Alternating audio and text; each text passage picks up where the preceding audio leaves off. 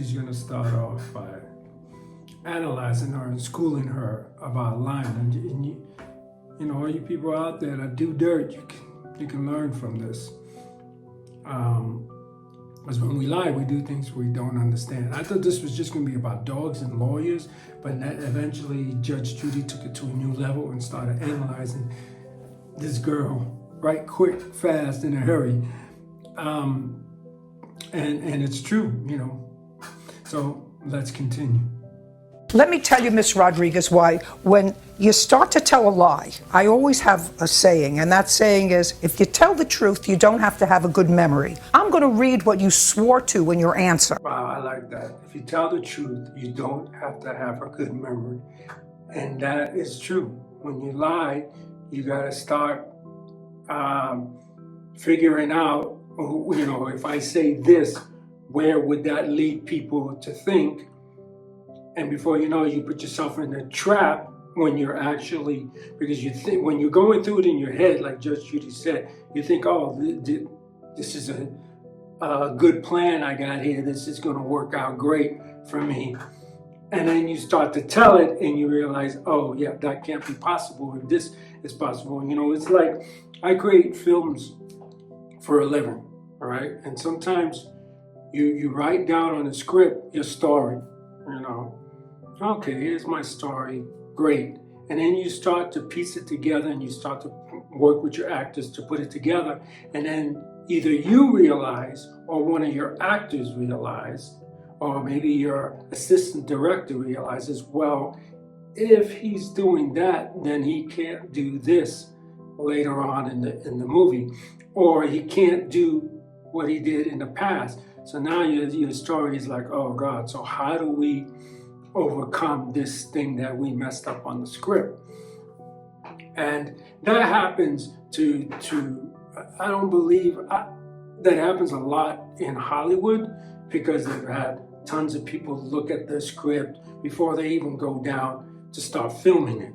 But I'm sure that has happened maybe once or twice, but it happens a lot. I wouldn't consider myself an amateur, but they don't have the funding to have 20,000 people look at your script before you decide to go to filming. And so that's a lot like lying to me. Okay. On the day of the incident, I was walking Nala and pushing Alana in her stroller. As plaintiff's son approached, I pulled Nala's leash and kept her on my left side. Yes. I directed him to pass on my right side. Mm-hmm. Once he passed, I started walking again. All of a sudden, his son came up from behind us and scared Nala. When he startled us, Nala reacted to protect us. Now, what part of that didn't you put in? You want to look at it? You signed it. You swore to it. No, I have a copy, Your Honor. Wait, just a second. What part of that didn't you tell me? I just gave you the simple. No, that was very story. specific. I was swinging to the right. I was swinging to the left. I turned around. He walked away. What part of all that my dog... You know, that's one thing about judges and people in the system, cops too, you know. The minute you get caught in a lie, no one believes you. And that's why even sometimes, and this goes for everyone, sometimes something truly happened and you give so much information, right? And you leave out something and somebody would try to say that you're lying because, well, why didn't you bring this up? Well, I honestly did not think about it. And that could be the case with this woman. She honestly could not think about what she wrote down. You know, you're on live TV. You're even if it wasn't on TV, right? You're in front of the judge. It's like, you know, you can remember your lines when you're in rehearsal, but once you get on that stage and it's live, and you got all those people there in front of you, it's a whole different ball game there. So, you know, but it does seem like in this case, I agree with Judge Judy that it's like you're leaving things out because you know you're busted, pretty much. Dog was protecting us because he came up from behind. Didn't you see, when you have a truthful story, you don't have to have a good memory. You don't want to read this again, and you don't want me to read it again, right? Yeah, okay. Yes. Were you cited once or twice for your dog biting somebody within a week's period? Once. Once, and that was this child? Yeah, the one. That was this the one child? incident, yes, ma'am. And what happened with the other incident? Nothing came to be of it. The dog was not on a leash, so it was really nothing to be. Can I see the bite, please? You have photographs and the medical bills. Yes. Either that or they called Are them the to requests not in regards make to the any payment request. made by the insurance company? The request for those dollar amounts being returned to them. Actually, the amount that, With the wrong name. like, Tim, Correct. your insurance covered most of that? The out-of-pocket for the medical Yes. was just a hair over the 1,346. That includes all the medical and my missing of the time from work. No. Medical alone. I just want what you were out of pocket on your medical. That doesn't mean Your that Honor, I'm I have the discounting. email where he sent us the out-of-pocket expenses that he I'd like to see it. collected of us. Uh-oh, I hope you didn't change that.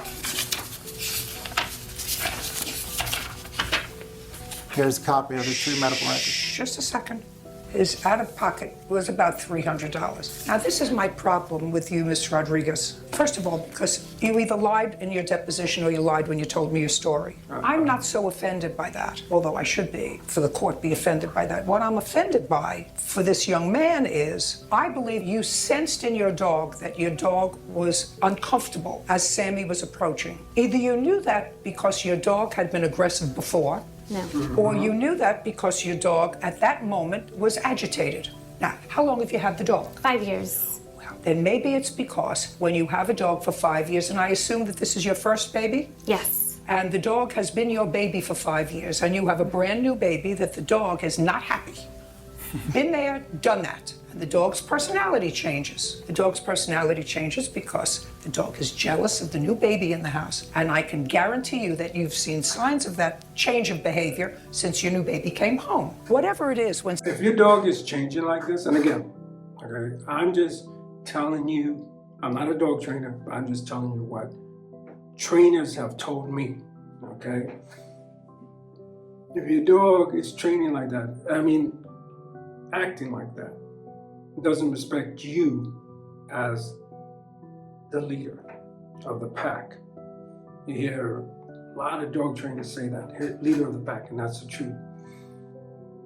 And they should have, from day one, with this dog, trained this dog not to be this way, and not, I've had dogs, you can't control a dog's nature, right? I have dogs that are very scared when they're in certain situations. But the one thing that you teach them is that when you're scared or when you're confused, you cannot lash out with your teeth. You can lash out by letting me know you don't like what's going on, by whatever way of communication you and I decide to have. But you can't lash out by biting. That's one of the first things you got to teach your dog. And how you teach that to your dog is when it first bites, you have to reprimand it and then put them in that same situation again. And I'll tell you what I mean. So I have the husky that I told you about, that I've been filming its life in the playlist called, I'm about to do a cheap plug here, everyone, Life with Fenrir, okay? At that same time, I had a 15-year-old female Rottweiler. And one of the first things that I decided to do, of course, you gotta do this when you have two dogs, is when you feed them, put them side by side. Put their plates, their bowls, right next to each other. Let one dog know, let them both know, this is yours, this is yours. Now I'm gonna put food in it, and what are we gonna do here? When she was a puppy, they both ate together, no problem, because the Rottweiler was already trained and know not to, if my Rottweiler wasn't trained well, then he definitely would have saw a puppy and would have been like, both these bowls are mine, and attack. And then you gotta address that. You can't be afraid. Don't buy a big dog if you're gonna be afraid of that. So you have to address that. So after probably 8 months of having Fenrir is the name of the dog, right? The husky. She literally attacked the Rottweiler and drew blood. Okay, because she's like, I want both these bowls. I reprimanded her, pushed her to the side, right? And then I went back to the ritual. I'm gonna put these 2 plates, these bowls down, and you're gonna eat. And of course, again, she attacked. I reprimanded, and I put her to the side. She's sitting to the side, and then I put the bowls again. I did it 3 times, and on the 3rd time, she did not attack. She just went and ate. But the next time that I put the bowls down, and the next feeding, and I feed my dogs twice a day, just so you know. It's many people that feel like you should only do it once a day, feed a dog once a day, but I don't, for me, I don't think that's cool, so I feed them twice a day. But the next feeding, she did the same thing, and I did the same thing. Training, I've noticed, and I had a trainer tell me this, when you interact with your dog, it's a ritual. It's not, you know, it is training, but it's not really training in the dog's eyes, I should say. It's not training, it's not anything else, it's not friendship, it's not anything else but rituals. And what you do all the time becomes a ritual. And if he attacks your other dog, if one dog attacks your other dog, and you do nothing, that is the ritual.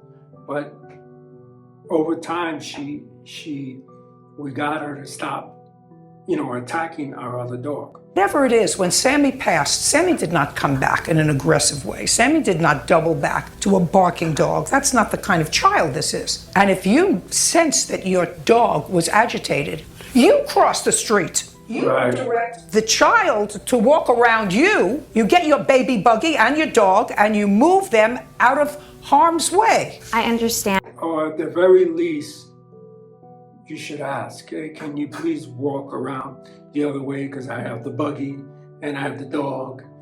Can you please walk around? But yeah, she's absolutely right on that. Understand? Well, I'm glad you saying, understand. I'm glad you understand. Do you still have the dog? Yes, I do. Well, you just be careful of that baby. I'm just telling you. And I have pictures here of my dog Listen. and the baby, and she you know how absolutely many loves. do you know how many pictures I've seen? Well, I just like to say do you know that how many my pictures, dog's not a dangerous dog. Your dog bit the child for no reason. I disagree. There was a reason. Listen. Oh, I would love to hear this reason. She's given 2 different stories, but not one reason. It's the same story, just one story is more elaborate than the other. No, madam. There are 2 different stories, 2 entirely different stories. And fortunately, this is on tape, Yes. so the 10 million people who are going to watch this case will see that you told 2 distinct stories, but neither one of them suggest that this child did anything wrong. Right. One day, out of the blue, your daughter is going to be crawling on the ground, and Nala, Here it whatever comes. the dog's name is going to say, you know what, it was much better around here before I had competition. And then you're going to say, well, she never did that before. But the truth is, you've been forewarned. Judgment for the plaintiff in the amount of $2,500. We're done. Hey, you can't argue with her. She's right. You know, so many people. It's yeah. Some of you may not know this, but I was a postman for 12 years in the Postal Service, and a lot of people are shocked when their dog bites a person, but then when you do your research, you find out that you're not the first person they bit, you're like the 10th person they bit. And it's like, so why are you shocked? And that shock, that acting shocked is the reaction of, well, I better act like this the first time, or they're gonna put my dog to sleep, or whatever the case may be. And people are sitting there thinking that, if I act like, this was the first time, everybody's gonna be like, it's the first time, okay, no problem, bullshit. The kid still got bit. And you have to pay for that, but too many people baby their dogs, okay? Baby their dogs, and we cannot baby our dogs. you know, I'm not saying go out there and be mean to your dog, but you can't baby your dog. You can't. When you see something that's wrong, you have to speak up. At one time, I'll tell you right now, at one time I had 2 Rottweilers and a pit bull. And the pit bull was always at times getting aggressive. When people would come over, the pit bull goes in the crate. I believe in crating my dogs. Yes, I know. Well, everyone's gonna have a heart attack about that. But I believe in crating dogs. And the dog, unfortunately, will go into the crate. And yes, it's like, well, you leave the other 2 dogs out, but you don't leave one. Yeah, because I'm not going to get sued. Or even worse yet, I'm not going to injure someone. People can injure someone to where they can't use their arm anymore. You know, and okay, if you don't sue me for that, it's not a money thing, still I'm going to feel bad that you can no longer use your arm because of my pit bull. And I'm being a responsible pit bull owner and knowing that my pit bull is not safe around other people and take responsibility for that. And like Judge Judy said, you should have crossed the street, or you should have absolutely said, look, little kid, can you please go around because I have the buggy and I have my dog, and you know, can you do me that favor? I'm sure this kid would have not turned around and said, no, I'm gonna walk straight through. And I think that that was the picture that this person was trying to portray here. And that's unfortunate. But if you like this, subscribe, like, and leave a comment. If you don't like it, I'd like to hear it. If I can do a little better, let me know. But I'm gonna do things like this, especially on courts, because I was always, you know, I was a business owner, and I really liked when I would have to go into the court system, and I liked the learning. I didn't like, I'm sorry, let me rephrase that. I did not like being in court. Someone tried to sue me for something ridiculous, but I do like the system and how it works. Sometimes it's corrupt, but I do like that situation. So hit the subscribe button on this, hit the like button, comment, let me know. If you think I did terrible, let me know. I want to hear it, you know. All right, so we'll see you on the next video. Love ya.